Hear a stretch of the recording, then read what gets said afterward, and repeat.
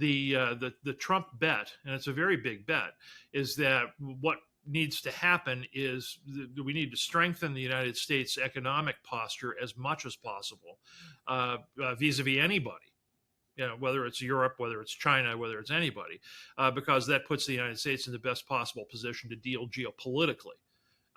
And so that's a large part of what it is that Trump is interested in. And, tariffs are only one part of that, frankly. I mean, there's a whole much bigger Trump economic agenda, of which tariffs are one part. Markets like every other part of the Trump economic agenda except tariffs. Hello and welcome to the Trump Report. I'm Louis Sykes. Today we're joined by Terry Haines, founder of Pangea Policy, which delivers award-winning macro policy and political forecasting. Terry, welcome. Louis, thanks for having me on. I appreciate it very much. Well, tomorrow marks what President Trump is calling Liberation Day, the rollout of his extensive tariff package. What impact is this likely to have? Well, start with the broad question, right? Well, markets will wildly fluctuate for a variety of reasons. The not least of which the immediate impact and effects can't be readily understood. Frankly, I mean, there are a variety of broad conclusions you can already draw from tariffs. But on the specifics that so many investors want, which sector, how much, which country, all the rest, that doesn't exist, and frankly, because it hasn't been decided. But there are some guardrails you can follow. And here in Europe, I think many are going to be thinking of it more like D-Day. I mean, how is this likely to impact the relationship with Europe politically and in trade? Well, I think there's a big difference between the people in the European Union sitting in the Berlaymont and the people in the individual nations that are looking at particular tariff effects and all the rest. The biggest concern, I think, from Europe is going to be how on specific sectors and industries. Take autos as one example. How is this exactly going to work? How far down down the distributional food chain does it go? I mean, those are really the two big areas, and you can get broader than that, of course. Luxury goods, all kinds of other things. But I think specific impacts matter. I mean, the UK is in quite a different situation for two reasons. One is because no matter how you cut it, it seems that the UK is dealing in surplus, which is good. And beyond that, the U.S. and UK are already starting to talk about a specific trade agreement, which is very good for both countries, I think. And I do want to come on more to what the situation could be for Britain. But for the European Union, it's a little less optimistic in terms, at least, of just how Trump views them as this trading bloc. Well, the United States has a broad interest here, and I'm not here as an apologist for the United States, even though I plead guilty to being American. Or the United States position, but the view here generally is that from our government is that what needs to happen is really that Europe needs to take much more responsibility for itself, whether that be in defense, where despite it being going on 13 years since, 11 years since Russia invaded Crimea, that Europe isn't taking its defense seriously. And the United States government believes, of course, that the imbalance between United States trade and European trade is something that needs to be rebalanced, generally speaking. So, yeah, I imagine Europe feels very much like they're in the crosshairs, and in some senses they are. But they're already responding in different ways. You can look at what the incoming Chancellor Merz is doing in Germany as being one example of that. It's a little too soon to see what the degree and the alacrity of the follow through is, but you can see European countries already starting to react in different ways, and I think it's going to be a question, frankly, of how unified Europe can be and how quickly it can focus, beyond defense, but focus also on its economic well-being, and that's going to take a rebalancing of European Union regulation as much as anything else to make sure that it is a much more positive place to invest and a place that frankly makes more and instead of exports more. We mentioned the UK, of course. I mean, on this side of the pond, there's maybe a bit more of a sense of optimism for trade with America. British negotiators are already in talks over some sort of trade deal, although that won't come in before tomorrow. Is Britain's more balanced trading position with America recognized by Washington, do you think? Or are these really just blanket tariffs and everyone is going to have to get hit? Well, I think it is recognized. I can't warrant, of course, that that the UK will be spared here. There's all kinds of there are a variety of kinds of tariffs put on for a variety of different reasons, whether they be geopolitical or merely to rebalance trade in some way. So I can't warrant that the UK escapes entirely. But at the same time, I can say that the different position that the UK is in with the United States, as opposed to say the European Union, augurs in its favor, and yeah, the fact that the negotiations are already happening, I think on a free trade agreement, I think matters because I think it is widely misunderstood or not understood at all that the goal of what the United States is seeking to do with a lot of this stuff is frankly lower tariffs across the board. Now that advantages the United States, but then you would expect the United States to pursue policies that advantage it. But the net of this is not supposed to be tariffs go up from the United States and they stay up. The ultimate goal of United States policy is that tariffs get lowered, and the United States doesn't hide that goal exactly, but it is less well explained, I think.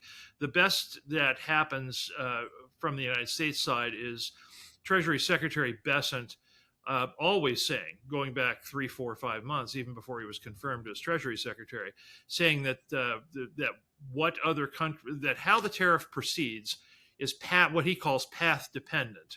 And what he means by that is dependent on the path that the other country takes. If the United States seeks to rebalance trade by increasing a tariff in a reciprocal manner, for example, country X, the other country, then has a decision to make. Does country X keep its tariffs up? Does country X then lower its tariffs or seek a broader deal with the United States? So there's an awful lot of that going on. The other thing I want to make sure that people understand is that this is April 2nd, although, we'll all feel the liberation here on the April 2nd, on Liberation Day, that this is not the end of a process. This is really beginning of a process. And that's apparent from the state or the status that the UK is in right now. That's a status that a lot of other countries are in now, frankly. I know of several countries that have been, where I get first or secondhand reports, where they're actively coming back with a package of, here's how we'll lower our tariffs. Here's how we'll do things outside of strict tariffs to actually, help the United States with some of its geopolitical goals. And, is that enough? Do we need to do more? Let's engage in a discussion. That's what Besant means by path dependent. So I think what you'll end up seeing, frankly, if the United States goals are successful, is a lessening of tariffs in a broad sense. And so, of course, this is not going to be the start, the standing start, as it were, of the US tariffs program. There have been some in place already. How would you judge the impact of Trump's tariffs so far? Do you think that Washington are going to think that this is going to plan so far, at least? Oh, I think the government does. Yeah, absolutely. For a couple of reasons. One is that they are asking in these are early days, of course, but in situations where the United States has pursued geopolitical goals, say with Canada and Mexico, more help on the borders, more help stemming the flow of drugs coming into the United States, both of which the administration considers to be very high priorities for itself. So that gets poo-pooed sometime, but you can't underestimate how strongly the administration feels that it's one of its top policy priorities is, in fact, getting control of the borders, stemming the flow of fentanyl and other drugs, which are devastating a lot of areas in the United States.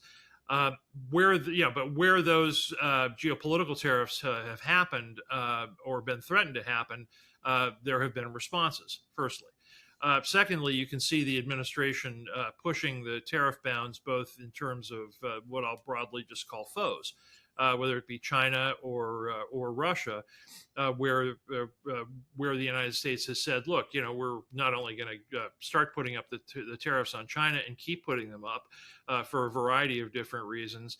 Not just the flow of drugs, for example, but also to make sure that our industrial capacity doesn't get swamped by Chinese dumping, which in the administration's view is very important, and Europe's view is very important to Europe as well, and very likely to the UK capacity in autos and other things.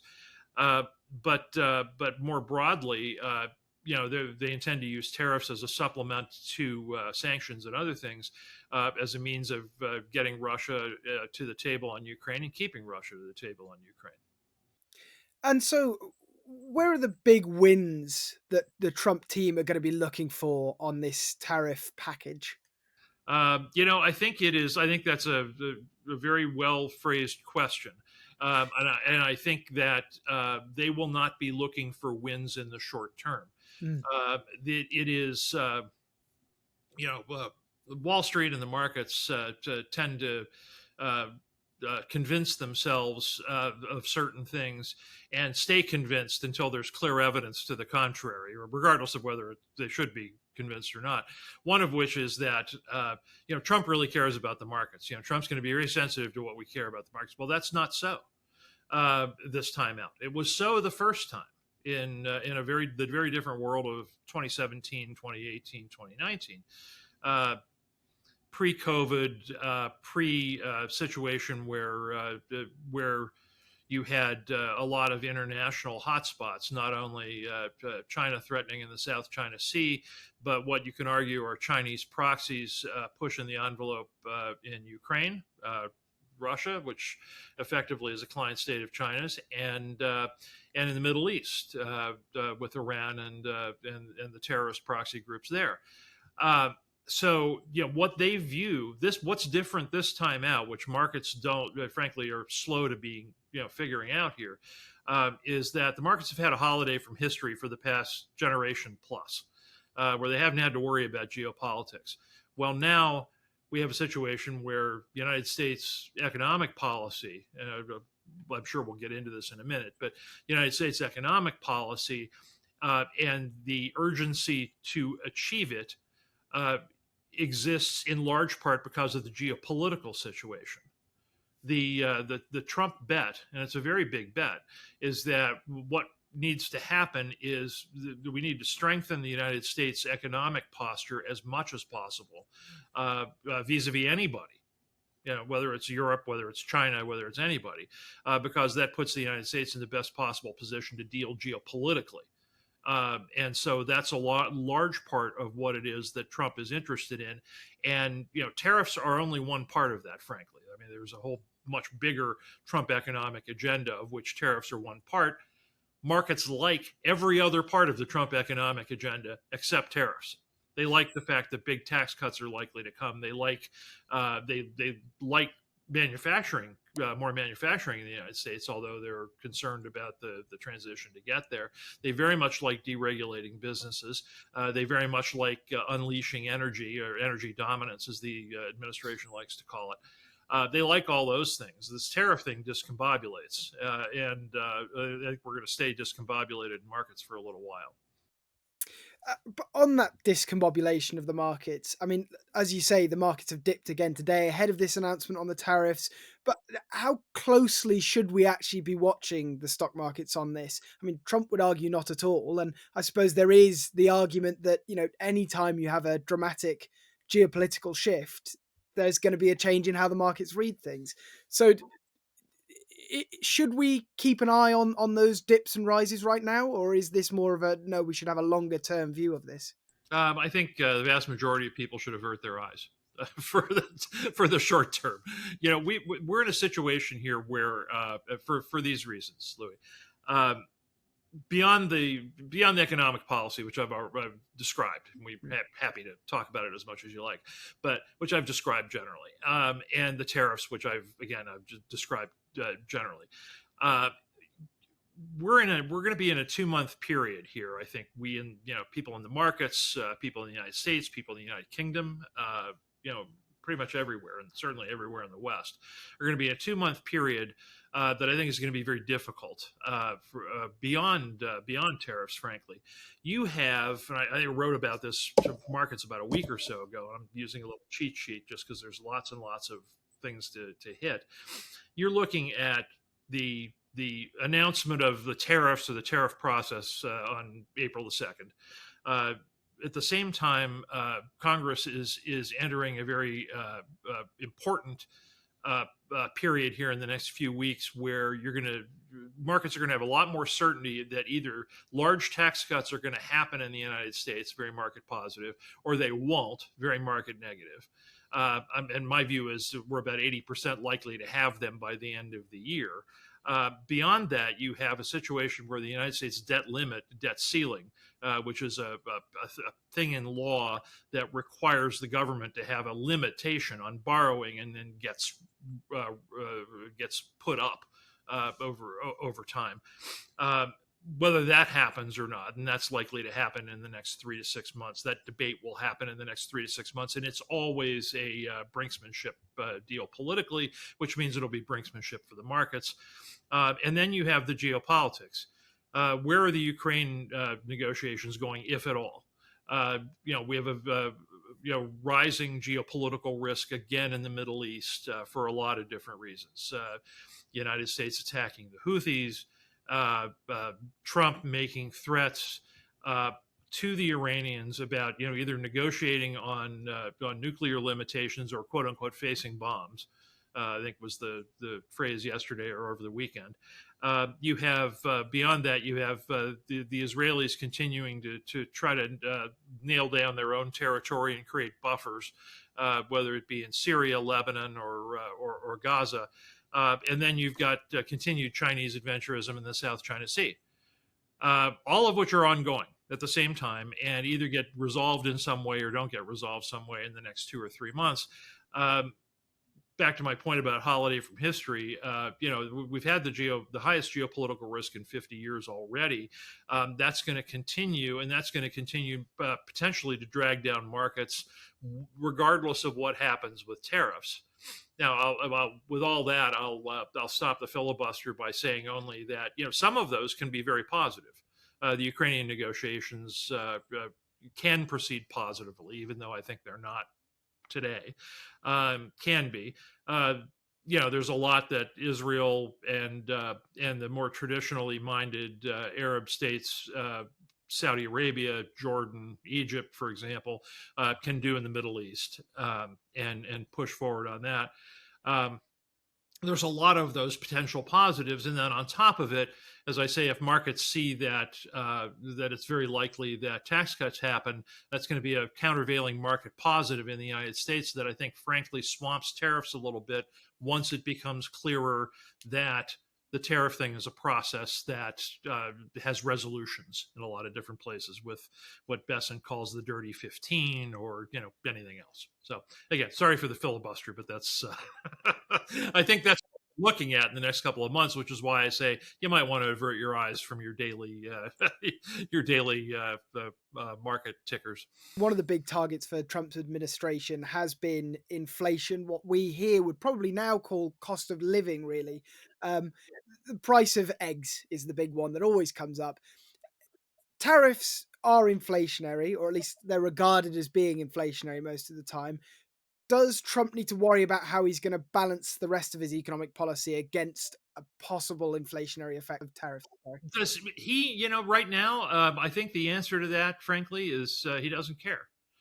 What he thinks is that the actions that I describe in the next 6 to 12 months, and when they take effect over, say, the next 9 to 15 months, provide a countervailing economic benefit and take care of a lot of that.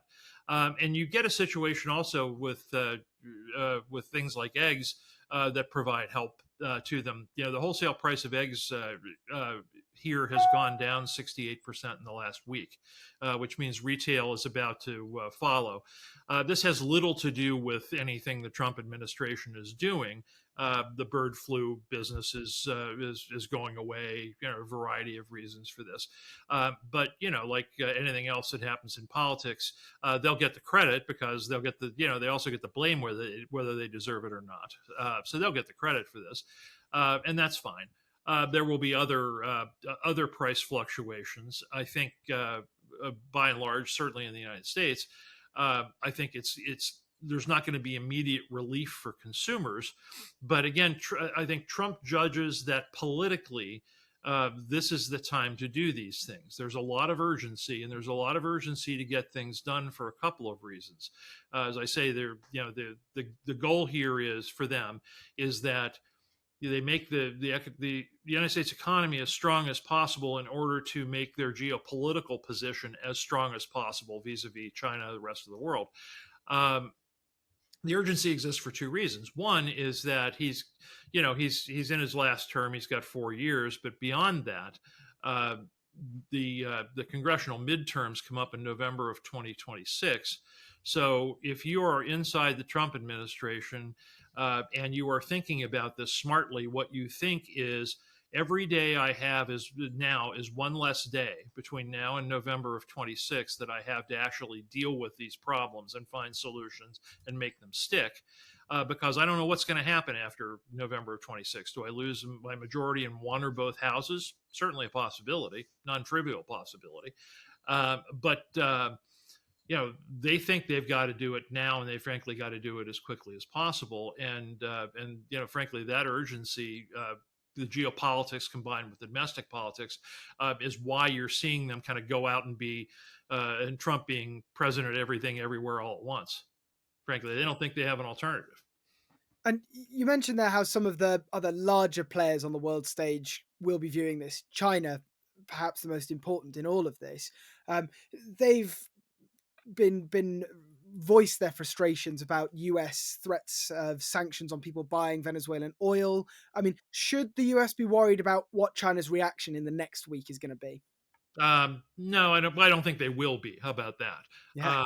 There's a lot of different ways that messages are being sent to China right now, and there's a lot of carrot and stick approach going on here right now. And the way that I suggest markets and investors look at it, way I would suggest your viewers look at it, is simply that what Trump likes to do, like it or not, you grind your teeth sometimes. I wouldn't doubt when you hear some of it, but this is the way it goes. Is Trump will lay on the carrot. Enjoy, great relationship, ways we can work this out. Kind of the soothing words, and then what comes at the same time is the stick on a lot of different ways. So we're going to increase tariffs, but not so much that it's a huge shock, but enough to put pressure in a variety of ways. That the United States understands very well that that China has effectively a client state in Russia. Client state in Iran is feeding a lot of these proxies and all the rest. It's no coincidence, by the way, that the Chinese and Russian foreign ministers were meeting in the last days. So there's continued consultations, close consultations going on there, at the very same time that Trump is pushing the effect of potential secondary tariffs on Russian oil. There are a variety of ways in which the messages are being delivered to China about these things. And, that if China wants to have a discussion that results in agreement, it can have it. But the United States view has been is today, certainly, is that we've discussed with China for 20 years and gotten absolutely nowhere. And that's because of China's unwillingness to deal stealing intellectual property, all kinds of digital and IP reasons. The fact that the World Trade Organization still lists and considers China to be a developing economy, despite it being the second largest economy in the world, which, if you think about it that way, is sort of absurd. And they certainly think it's absurd.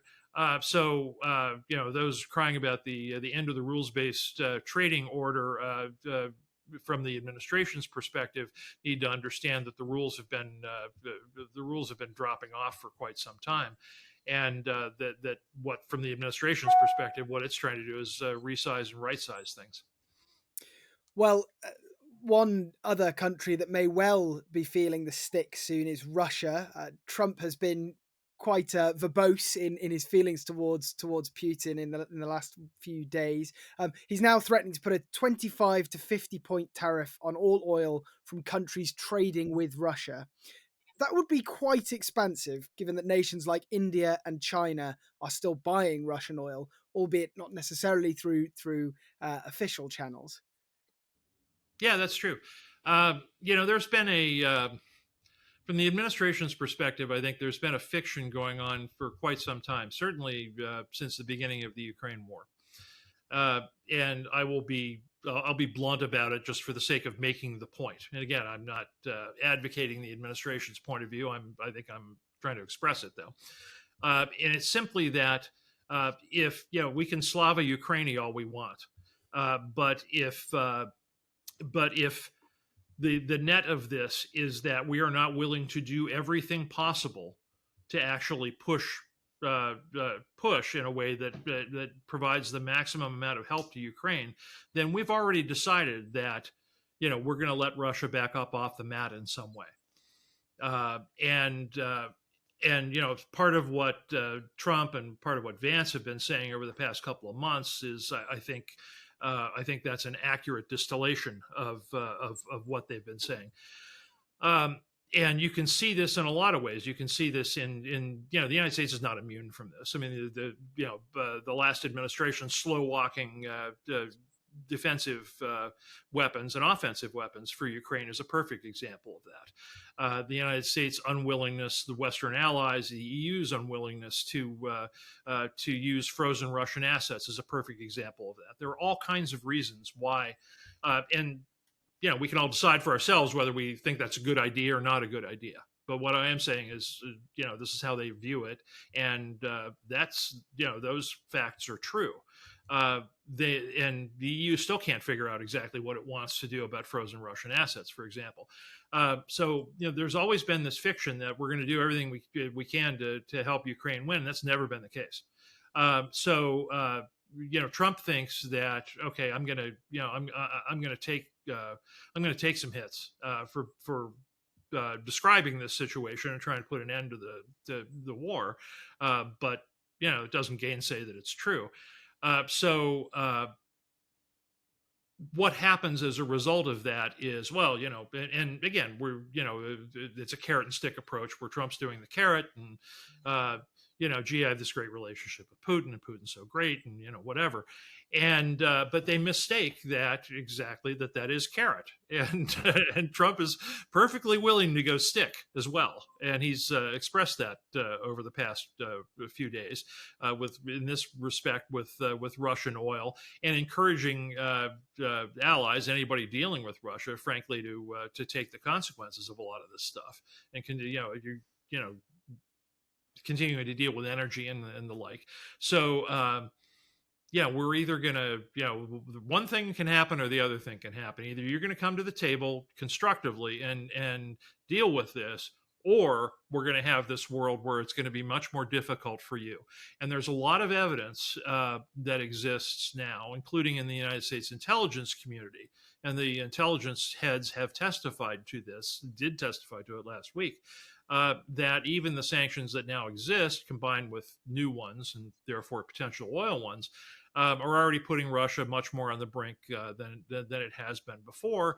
And one intelligence estimate in the United States that was testified to was that Russia's got about another 9 months before its economy implodes completely. So you have that situation. Trump, I think, judges, and that's what they're willing to talk about publicly. Trump judges that it's a good time to put a little more pressure on Russia and to impress on China. Look, we have a situation here where you need to encourage them, Russia, to come to the table and actually end this thing, because otherwise it's going to get worse for them and therefore possibly worse for you. And just finally, Terry, Trump is continuing to insist that he and his supporters, for that matter, want a third Trump term. How should we read into that?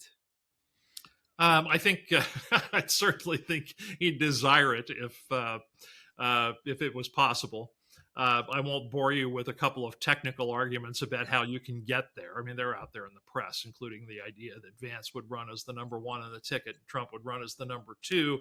Vance would take the oath, immediately resign, Trump becomes president again. Technically, things like that are possible. Trump also said yesterday that, or over the weekend, that he thought it was far too soon to actually deal with this. Classic political response, right? You put it out there, you fuzz it up a little bit, but it is too early. If what happens with Trump is that everything we've talked about massively succeeds. That translates into him doing well in the midterms, which are not necessarily, which are not, firmly linked, right? People could still feel badly about Trump, even though they like the economy. That's very possible. But if things go as well for him as possible on everything we've talked about, and people feel safer and the economy's better, and trade's right size, there's more manufacturing, all these good things. He's going to be a stronger political force. But in 18 months, midterms go by, he maybe doesn't get the tax cuts done, doesn't get a lot of this stuff done, then he's in a much weaker position. So he's absolutely right that it's too soon. And how I'd handicap it today is ask me again in a year. Because I think, frankly, you'd know then. You're going to have a much better idea of whether most of these things we've talked about have come true or most of them haven't.